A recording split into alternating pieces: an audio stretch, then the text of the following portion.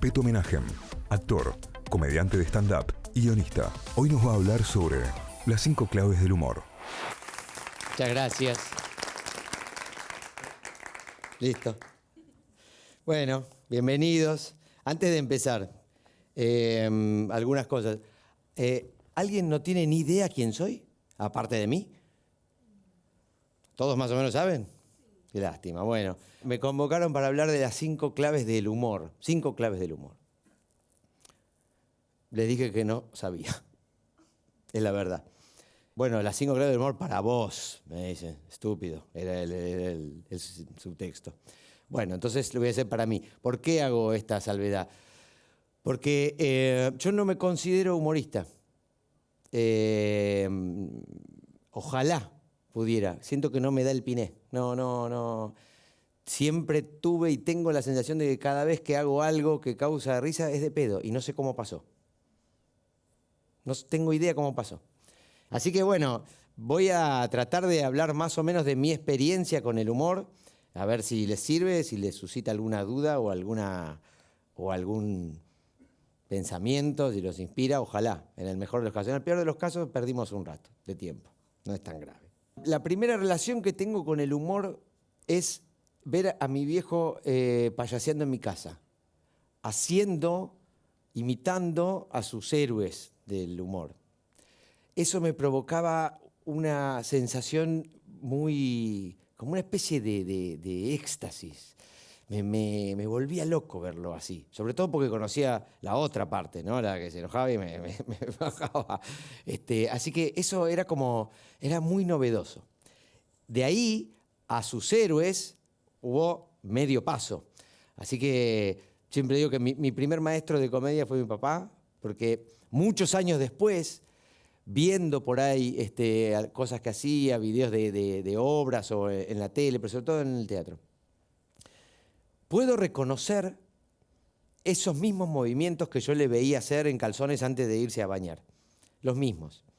Y después empezar a ver a sus comediantes favoritos. Los primeros fueron Jerry Lewis y Danny Kaye. ¿Los tienen? Lo que me provocaba era libertad. Eso es lo que me pasa a mí con la risa. A mí y a un montón de gente. Viste que hay como muchos pensadores o lo que sea, que les gusta hablar y escribir, que hablan sobre el humor y eso, y siempre hablan de catarsis, también en la tragedia, mediante el llanto o mediante la risa. Bueno, sin saber todo eso, eso es lo que me provoca. Me parece que eso es lo que nos pasa desde chiquitos cuando vemos a alguien que se tropieza.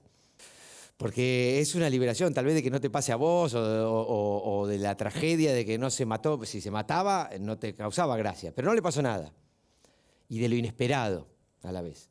Entonces lo que a mí me provocaba esa gente era una sensación de libertad, que me parece que es lo que siempre fui a buscar después. También lo encontré poco tiempo después o a la vez en Bugs Bunny, en el Pato Lucas. ¿Sí lo tienen? Unos locos. Y en los hermanos Marx.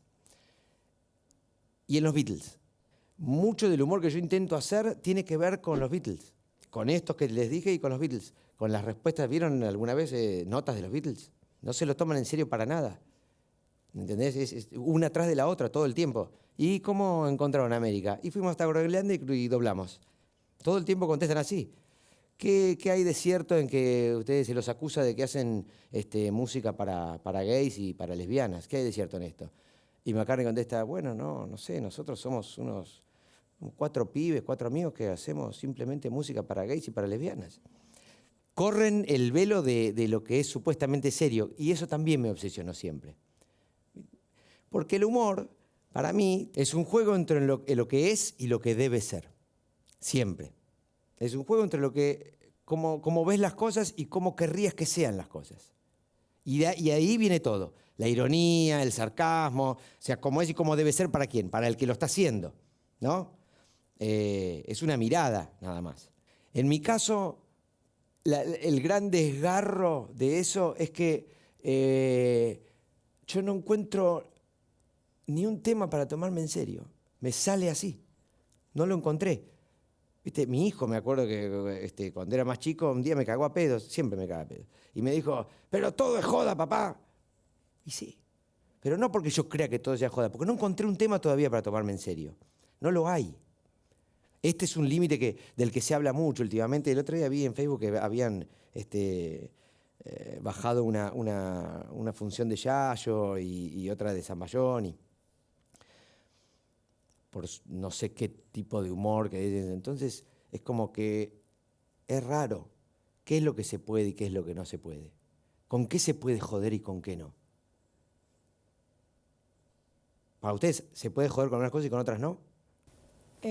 Por ejemplo, hay gente con la que no se puede hablar, o lo que se le dice humor negro, Sí. por, no sé, la experiencia de esa persona, si tuvo un problema o una enfermedad o algo similar. O sea, depende de la sensibilidad del otro en realidad, básicamente. Pero vos, ¿cómo sabés de la sensibilidad del otro? ¿Cómo te puedes hacer cargo de la sensibilidad del otro? Conociéndolo. ¿Y si estás frente a un auditorio? Y ahí es... Es difícil. Sí. Para mí, no hay ningún tema con el que no se pueda joder. No hay. El límite son tus propios escrúpulos.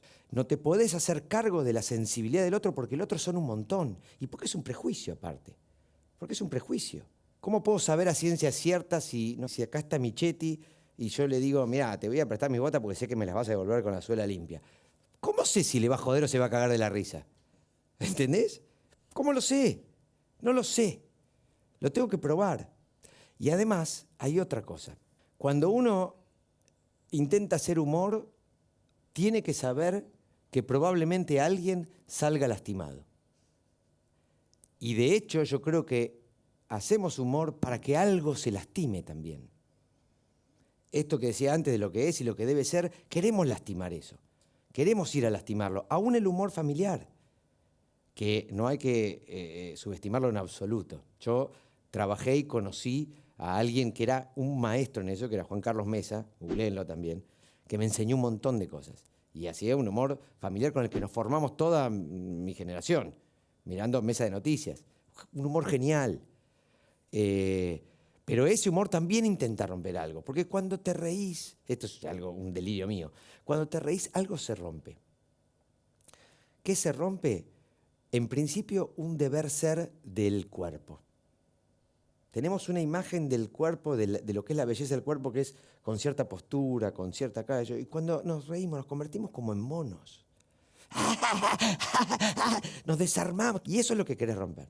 Por otro lado, sin hablar de ese humor, cuando hacemos un humor de otro tipo, más incisivo si querés, tenés que saber que alguien va a salir lastimado. Y tenés que preguntarte, para mí, 1, ¿quiero lastimar a esa persona? 2, ¿me la banco si la lastimo? Lo digo porque me acuerdo, cuando dijiste esto, me acuerdo que cuando con un grupo de amigos, Sebastián Weinreich, Martín Rocco y Diego Reinhold, después Dan Breitman, hicimos durante muchos años un espectáculo llamado Cómico. Y me acuerdo que una vez vimos en la platea a una especie de periodista, digamos, alguien que sale en la tele, que viste que ahora no se sabe qué es esos, ¿viste? Pero ponele que estaba en la tele, un facho, muy facho, muy reaccionario, pero muy, ¿eh? De esos que a mí, por lo menos, ya escucharlo, viste, plantear esas cosas me enferma, como de otro siglo. Y con Seba, con Weinreich, nos miramos los dos, ¿viste que está? Sí. Y sacamos todo el arsenal. Todo el arsenal, todos los chistes que no decíamos, los dijimos.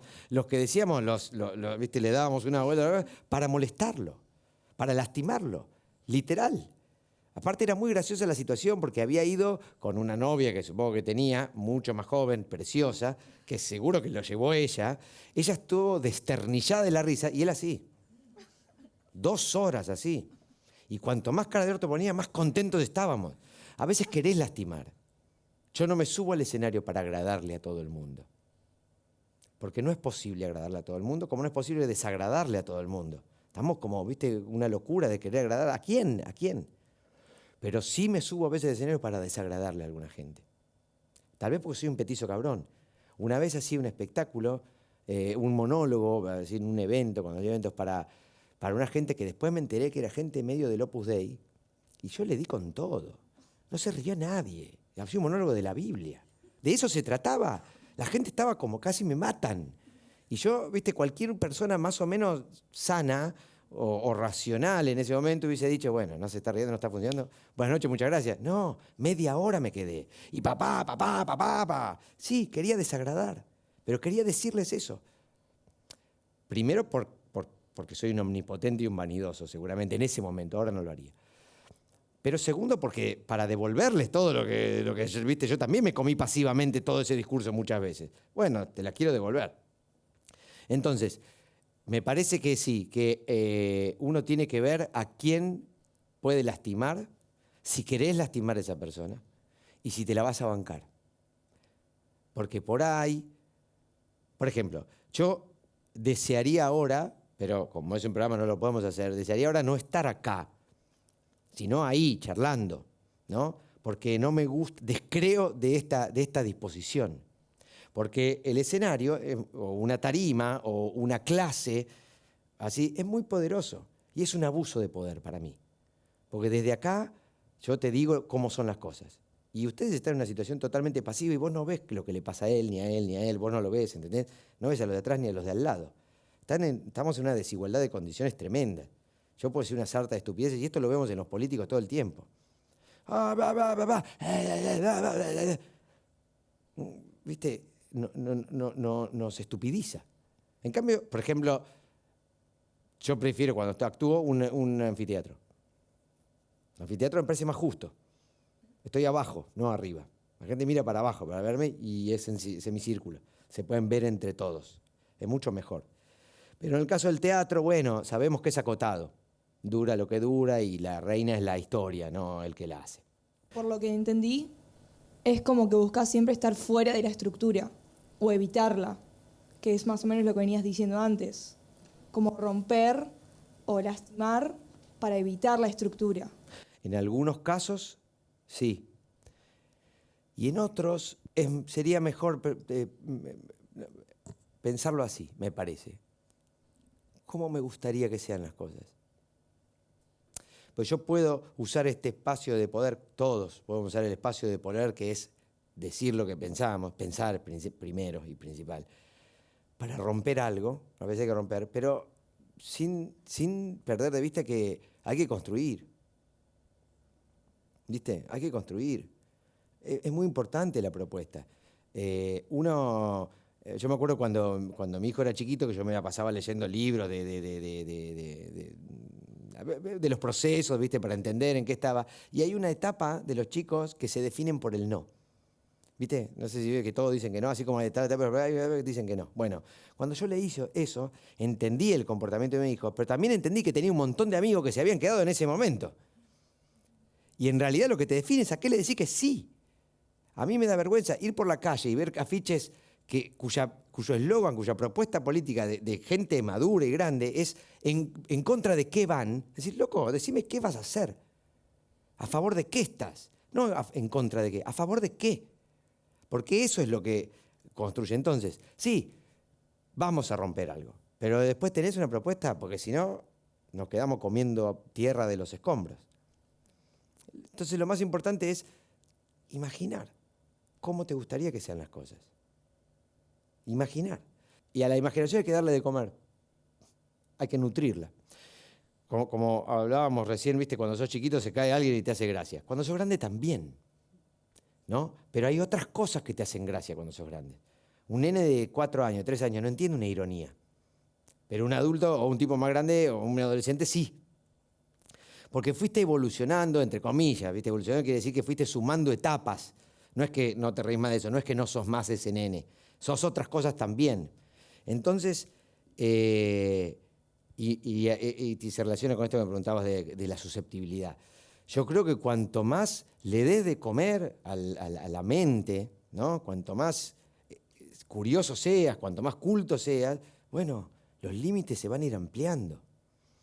Pero si el otro te dice, con esto no me jodas porque me duele, se acabó.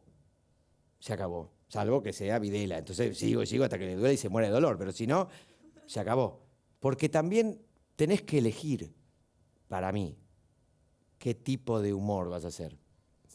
Y esto es algo que yo observo bastante en muchos comediantes, humoristas, con lo que no estoy tan de acuerdo. En principio, quisiera decir que yo trato de subirme al escenario, en el caso de estar haciendo una comedia, o cuando hacía los monólogos, que se suponía que eran cómicos se llamaba el coso, trato de subirme, pero no para hacer reír. Digamos, mi objetivo principal no es hacer reír, sino es despertar interés. Si en el camino te hago reír, genial, pero si no, ¿viste? Yo me subo para hacerte reír, no te hago reír. ¿Y qué hacemos ahora? ¿Por qué digo esto? Porque veo que muchos humoristas o comediantes están obnubilados con la risa del público. Y hay muchas maneras de reírse del público. Hay muchas maneras. Observen, hay muchos tipos de risa, como hay muchos tipos de llanto. ¿Les pasó alguna vez que están viendo una película o un programa de tele y el actor o la actriz está llorando y no se conmueven? ¿A ustedes no les pasa nada? Porque es un llanto falso, ¿no? ¿Y no te pasó al revés? Que estás viendo una peli y un actor, una actriz o lo que sea, hace algo y te cagás llorando. Porque llorar no es que salga agua de los ojos. Fíjense, vayan a un andén de tren, por ejemplo. Hay esperas del tren que son un llanto. Para reírse o para llorar. Es decir, te das cuenta que está llorando el tipo y sin embargo está así. O está acariciando algo. Lo mismo pasa con la risa. ¿No les pasa que a veces se ríen pero no sale carcajada? Es como, el otro día le mostré a Seba, justamente, ya lo estoy nombrando mucho, una cosa, siempre nos pasamos lo que escribimos. Y le paso lo que estoy escribiendo y me dice, está bueno, es muy gracioso. Le digo, ¿gracioso? No lo escribí así. No, me hizo reír la cabeza, me dice. Ese es un tipo de humor, ¿viste? A veces te hace reír la cabeza algo, pero no sale, la carcajada. Yo veo que muchos comediantes, muchos humoristas se mueren por la carcajada y creen que si eso pasa, está funcionando. Y si no pasa, no está funcionando. Y no es verdad. Para mí. Por lo menos no lo elijo. Porque si no, sos una especie de prostituta de la risa, ¿no? O de taxiboy de la risa, si quieren. Claro, y no es lo que a mí me gusta. No, ¿viste? Porque de ahí a hacer humor con cosas con las que no estás de acuerdo, hay un pasito. Por ejemplo, a mí no me causa gracia cuando la gente se ríe de otra persona. Salvo que sea Videla y esas cosas. No, pero bueno, en general no me causa gracia. Al principio, cuando era más pendejo y empezaba Videomatch y qué sé yo, que tenían las cámaras ocultas, y antes también, pero digamos, eso fue como el furor. Yo no me sentía muy bien con eso. No solamente porque no me daba gracia y me daba pena incluso, sino porque me sentía un poco afuera de lo que les pasaba a mis amigos y a mis cosas, que se cagaban de risa. Y lo primero que me pasa a mí cuando pasa eso es que siento que algo en mí no está bien. No lo estoy entendiendo, no. Siempre primero es como el látigo es a mí. Pero después digo, bueno, no me pasa. ¿Por qué no me pasa? ¿Qué es lo que me pasa con eso? Bueno, a mí ese humor no me hace reír. Para nada. Pero lejos estoy de decir que eso no es humor y que no debería existir. Lejísimos. ¿Por qué? Es un tipo de humor. A mí me hace reír. Otro tipo de humor, el humor sexista. Miguel del Cel, esa onda. Pero a mí no me hace reír. Algunas cosas sí, porque es gracioso con su cuerpo. Parte fundamental del humor. El cuerpo. Si tienen preguntas, pregunten. Dale, espera. Vos hablabas del hecho de romper los límites y de abrir los límites. Claro, sobre la risa. ¿Te considerás, por ejemplo, una persona transgresora? No, detesto a los que se consideran transgresores. No me parece para nada. Mirá, ¿sabes para qué sirve mucho el humor, en principio? A mí el humor me sirvió para que el mundo me duela menos, porque era un nene al que todo le dolía bastante. Veía a gente pelearse y me dolía. ¿Viste? Me sigue pasando un poco eso, como que no termino de entender, como muy sensible. El humor fue el traje que yo encontré para acercarme a las cosas sin que me dolieran y para entenderlas. Pero sirve mucho, a mí por lo menos me sirve mucho para desarticular lugares comunes. Cada vez que escucho un lugar común, me lo tomo en joda, primero, para ver, a ver qué hay. Entonces, lo del transgresor, si vas a transgredir, transgredite a vos mismo. Esa es la transgresión. Transgredite a vos mismo, traicionate. Es el deber de todos nosotros traicionarnos. Está tan mal visto es un traidor. No, no, hay que traicionarse todo el tiempo. En el sentido de ponerte en tela de juicio. Bueno, hoy pienso esto, mañana lo pienso de nuevo. ¿Soy el mismo que era ayer? ¿Lo sigo pensando? A ver, ¿y si lo hago de otra manera? Porque si no, soy una copia de mí mismo. Voy a terminar siendo una caricatura de mí mismo y yo no quiero eso. Es como morirse en vida. Si vas a transgredir, transgredite a vos mismo primero. Por otro lugar común que me hace acordar esto, que está muy, últimamente lo escucho mucho, pero no sé si desde hace un montón. Políticamente correcto. A mí me enferma cuando hablan de políticamente correcto, pero sobre todo cuando hablan de políticamente incorrecto. La gente dice, no, porque yo soy políticamente incorrecto, como si fuese un banana. Y se instaló eso. En realidad lo posta es ser políticamente incorrecto. Y es raro, porque nosotros vivimos en un país donde tenemos políticos incorrectos, que no hacen lo que tendrían que hacer, que es ocuparse de que todos vivamos mejor. Entonces se instaló que políticamente incorrecto es cool. No. En Argentina hoy no. Políticamente correcto. Correcto. Tenemos miedo a ser correctos, pero ¿cuál es la corrección? No, que se instale que lo bueno es ser políticamente correcto. Y si por ser políticamente correcto es decir la verdad de lo que pensás, eso no es ser incorrecto, eso es ser correcto. Decir la verdad, decir lo que pensás. Es un prejuicio. Es un prejuicio para sentirte un banana, me parece. ¿Qué pregunta? Te quería preguntar, porque lo relacionaste con algunos actores, ¿qué papel tenía el teatro como en el humor a la hora de, bueno, hablaste del cuerpo, que era muy importante? ¿Qué papel tiene como el teatro a la hora de hablar o hacer comedia? Por ejemplo, el teatro físico a la hora de hacer humor. Y el teatro físico es hermoso. Ahora estoy haciendo una obra que es muy de teatro físico. Es un tipo de humor. Como es una manera de llevar las cosas hacia el humor. ¿Viste? Estas son como cosas técnicas, ¿no? Que está bueno. Tenés una situación. Si la llevas al ridículo, es humor. Si la llevas al teatro físico, es humor. Si la llevas a la exageración, es lo que hago en Antiayuda. Que debe ser más o menos por eso que me llamaron, porque es como mi única conexión con el humor ahora. Es una columna que hago desde hace 10 años en el programa de Sebastián Weinreich, que es un curso de antiayuda, donde enseño a vivir como el orto. ¿Cómo nace esto? Un día yo hace muchos años, estaba recién separado, mi hijo chiquito, no tenía trabajo, estaba todo mal en mi vida, todo mal. Y me levanto un día particularmente cruzado, en un momento donde vivís en un pozo. Levantarte cruzado ya es como lo peor que te puede pasar. Pero mal, mal. Mal a este punto. Me levanto, voy a prender la pava para hacer el mate y me voy a lavar la cara. No suelo hacer eso primero. Primero hago el mate y nada más. Me voy a lavar la cara porque no podía conmigo mismo. Me lavo la cara, me miro al espejo y estaba, te juro, me vi deformado. Deformado de oscuridad. Y de pronto, viste, no sé, alguno de mis héroes vino como a encenderme una llamita de lucidez y en vez de querer luchar contra esto que me pasaba y decirme no, que yo, lo empecé a exagerar. Frente al espejo me hablaba a mí mismo y de todos los argumentos que me tiraba para atrás, le decía quiero retruco.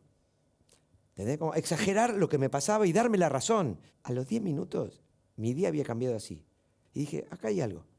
Cuando Seba vino a decirme qué se me ocurría, dije, pum, vamos con esto. ¿No? Que era una joda a mí mismo. Y después empieza una joda a todos los que conozco, pero siempre es a mí mismo. Es una exageración de las cosas que yo observo, que a mí me hacen vivir como el orto, que digo, ¿por qué hago esto? O a mis amigos, o en lo social, y lo exagero. Es una herramienta básica del humor. En el escenario se ve todo el tiempo esto. Bueno, es como llevar al ridículo, llevar al absurdo. Llevar al absurdo es una cosa que con Seba hacemos mucho, o en cómico hacíamos mucho. Es como hacer una metáfora, pero de humor. Poner una situación en donde no va, cambiarla por otra, ¿no? Por ejemplo, una cosa que nunca hicimos pero que teníamos ganas de hacer en algún momento. Va un tipo a una como si fuese una cosa municipal, ¿viste? Haciendo la cola, llega y dice, hola, ¿qué tal? Sí, quería un futuro para mí. Ah, sí, bueno, ¿qué tengo? Bueno, y entonces le describía los distintos futuros que tenía. Bueno, acá y te vas a morir de cáncer de próstata, pero vas a tener mucha guita. No tendría otro, y así como si fuese un menú. Absurdo, llevar las cosas al absurdo. Estoy diciendo cualquier cosa, te podría ser más gracioso si lo pensamos. Pero nunca, ya que hablas del teatro, para mí nunca está la risa del público por encima de la historia que se tiene que contar. Nunca. Si yo encuentro un chiste genial o genial no, pero que causa mucha gracia en una historia, pero íntimamente sé que va en contra del personaje o de la historia, para mí hay que sacarlo. Gracias.